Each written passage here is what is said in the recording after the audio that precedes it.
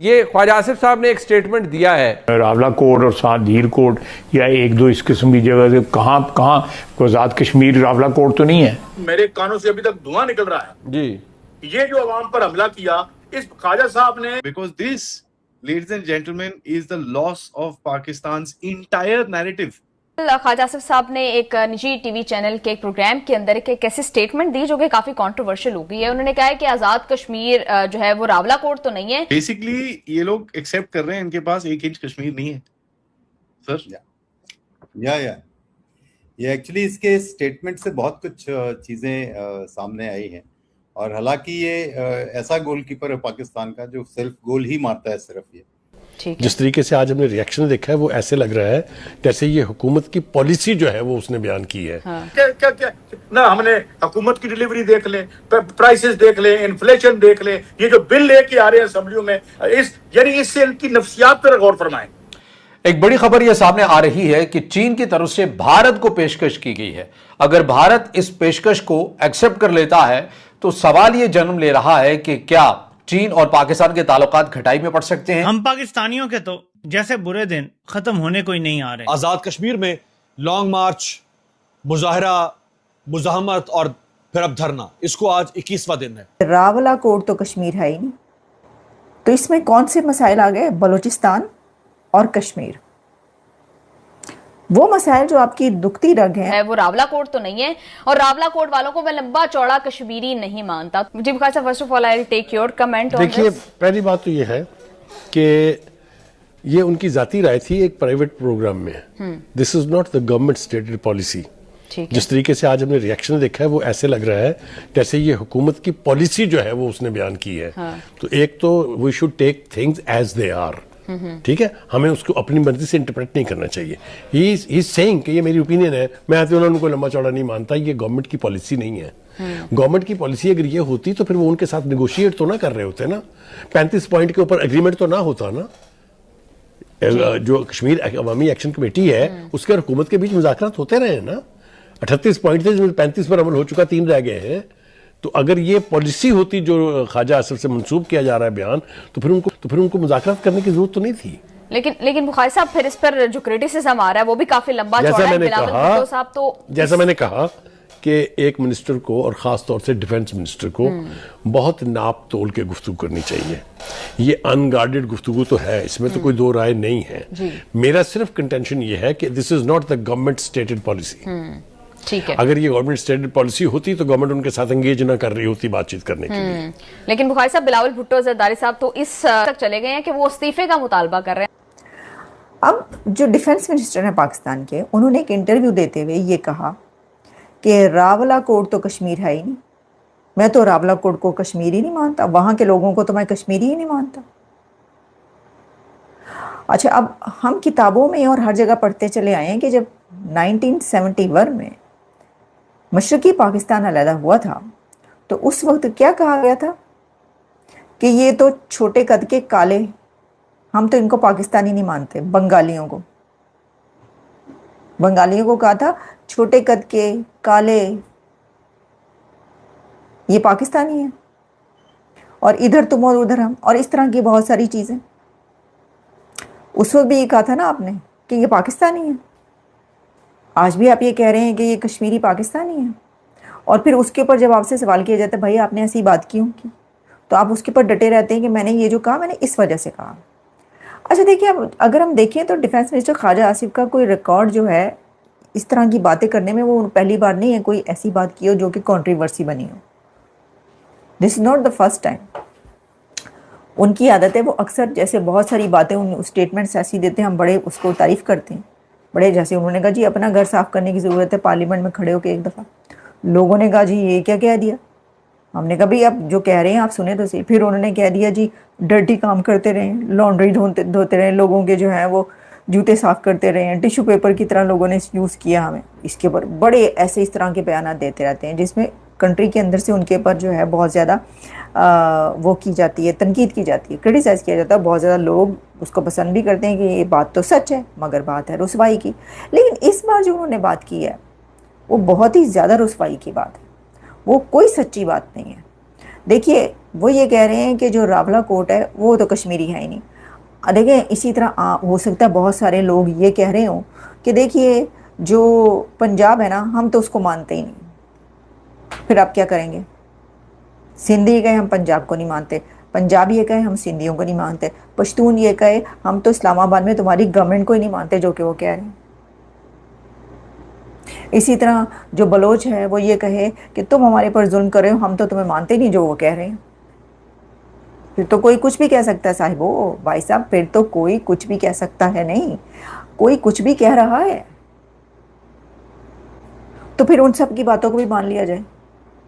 तो किसी भी चीज़ को रद्द कर देना या रिजेक्ट कर देना एक ऐसे उसमें जज्बाती, उसमें मेरा नहीं ख्याल कि एक सीजन्ड पॉलिटिशियन या डिफेंस मिनिस्टर को ये सूट करता है।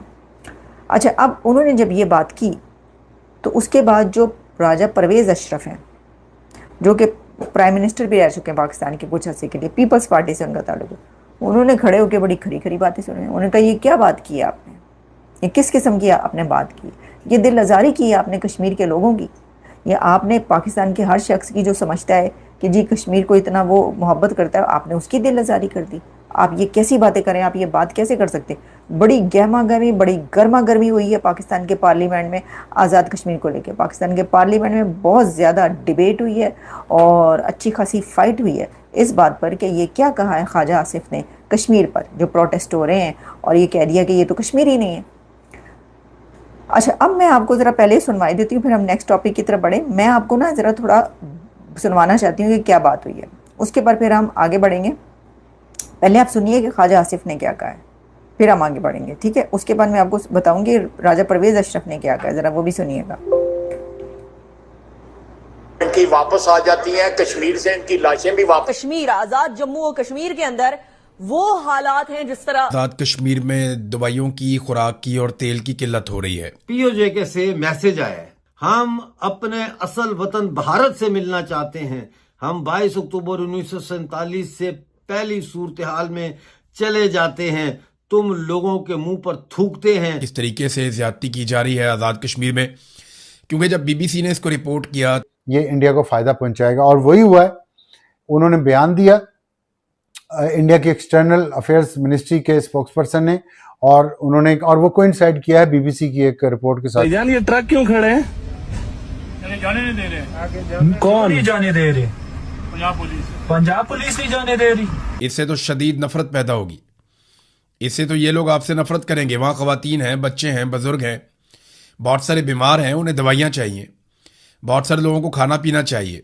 अगर कश्मीरियों ने लाइन ऑफ कंट्रोल की तरफ मार्च किया तो पाकिस्तान की कहानी खत्म है। इस वक्त जो खुराक का मामला है और जो चीज़ें आपने इस वक्त की हैं आज़ाद कश्मीर के अंदर, जो आप खाना पीना नहीं जाने दे रहे, और आपकी कोशिश है कि लोग जो हैं वो भूखे और नंगे हो जाएं, उन्हें तंग किया जाए। भाड़ में जाए पाकिस्तान, और लेके रहेंगे पता नहीं आज़ाद कश्मीर, और फिर उसके बाद जो हम तो लाशें भी यहाँ से वापस नहीं जाने देंगे पाकिस्तानियों की। लेकिन यहाँ पे लोगों को खाना ना मिल सके, वो भूखे हो जाएं, ये कोशिश की जा रही है। इंडिया की फॉरेन अफेयर्स मिनिस्ट्री के जो स्पोक्सपर्सन हैं, उन्होंने कल एक बयान दिया है।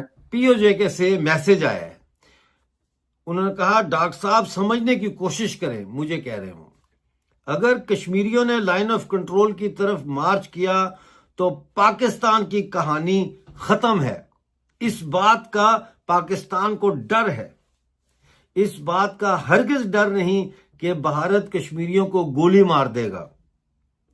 दूसरा ये कि अब एक्शन कमेटी की लीडरशिप को अपनी जान बचानी चाहिए, भारत में अजाइलम अप्लाई करें।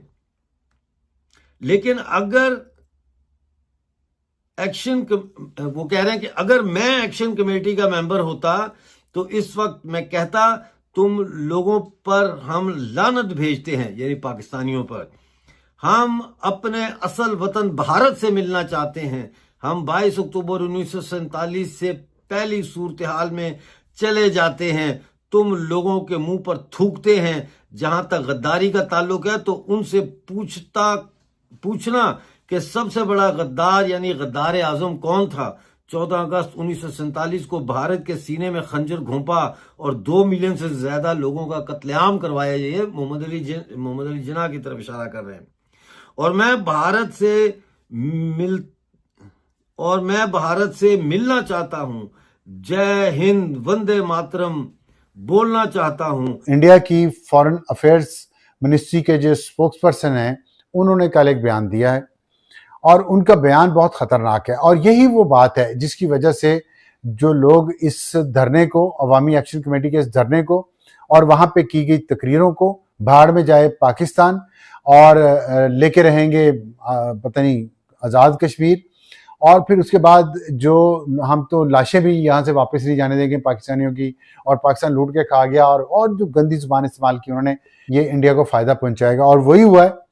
उन्होंने बयान दिया इंडिया की एक्सटर्नल अफेयर्स मिनिस्ट्री के स्पोक्स पर्सन ने, और वो कोइंसाइड किया है बीबीसी की एक रिपोर्ट के साथ, जिसमें बीबीसी ने एक सिंगल सोर्स स्टोरी दी है कि जी वो वहां पे खुराक नहीं जा रही। बीबीसी उर्दू ने रिपोर्ट किया पहले, उसके बाद पीटीवी जो है वो हुकूमत का चैनल है, वो कहता है जी कि बीबीसी गलत रिपोर्ट कर रहा है। फिर एक ड्राइवर को डराया गया, धमकाया गया, उसने फिर बीबीसी को इंटरव्यू दिया, नहीं ऐसे नहीं वैसे था। आप लोगों ने लोगों को पकड़ा, घर के अंदर दाखिल हुए, उनसे ज़बरदस्ती वीडियो बयान बनवा लिए। लेकिन इस वक्त जो खुराक का मामला है और जो चीज़ें आपने इस वक्त की हैं आज़ाद कश्मीर के अंदर, जो आप खाना पीना नहीं जाने दे रहे और आपकी कोशिश है कि लोग जो हैं वो भूखे और नंगे हो जाएं, उन्हें तंग किया जाए, जिसके बाद जो लोग हैं वो धरना जो है वो छोड़ देंगे। तो इस तरीके से तो बातें जो हैं वो आगे नहीं बढ़ सकेंगी। मैं आपको बहुत लंबा मैसेज है, 1 मिनट और 50 सेकंड का, इसमें से मैं सिर्फ साहिब आपको 48 सेकंड का जो ऑडियो मैसेज है जो मिल्स को चलाते हैं, मैं इनका नाम सिगा राज में रखते हुए आपके सामने प्ले करता हूं, तो इसको भी सुनिए। जी जी भाई अस्सलाम वालेकुम, खैरियत से हैं? ठीक है, ऐसे ठीक है, आपकी बहुत शुक्रिया, बड़ी मेहरबानी जी। बिल्कुल ऐसे ही है जी, हमारी 20 के 20 ट्रक हमारे हैं, हमारे जाती अपने। तो हम गंदम गवर्नमेंट ऑफ आज़ाद कश्मीर की इस्लामाबाद के बेस गोदाम से गंदम उठाकर लेके जाते हैं कोहाला, गिलानी फ्लोर मिल कोहाला में, और वो भी हमारे पास ही है, तो और नीलम फ्लोर भी मुजफ्फराबाद में। तो वहाँ से फिर महकमा आगे पिसाई करके तो लोगों को आगे सप्लाई करता है।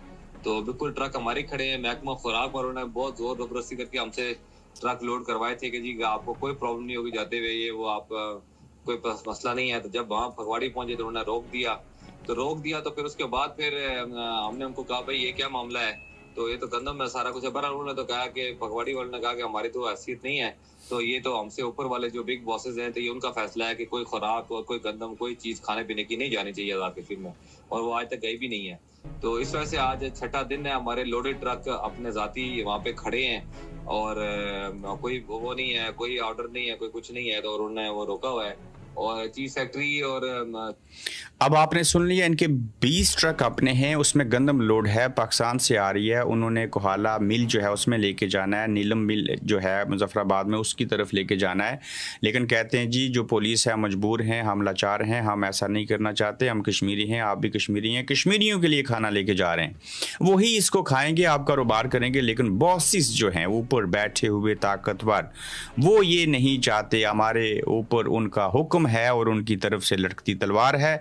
हम माने तो कश्मीरियों का फ़ायदा, ना माने तो हम नौकरी से फारग। तो ये मैंने आपके सामने 2 सबूत रखे हैं, मुझे बताइए मैं इसके ऊपर क्या गुफ्तो शनीद करूं। एक इस्लामी जमहूरिया पाकिस्तान के हुक्मरान, ताकतवर लोग, उनके साथ जुड़े जिसको कश्मीर को शहराग अपनी कहते हैं, मुसलमान भाई, वो कहते हैं ना जिस्म के एक हिस्से में तकलीफ हो तो पूरा जिस्म जो है वो महसूस करता है, और मुसलमान एक जिस्म की मानद हैं। लेकिन यहाँ पे ऐसे लग रहा है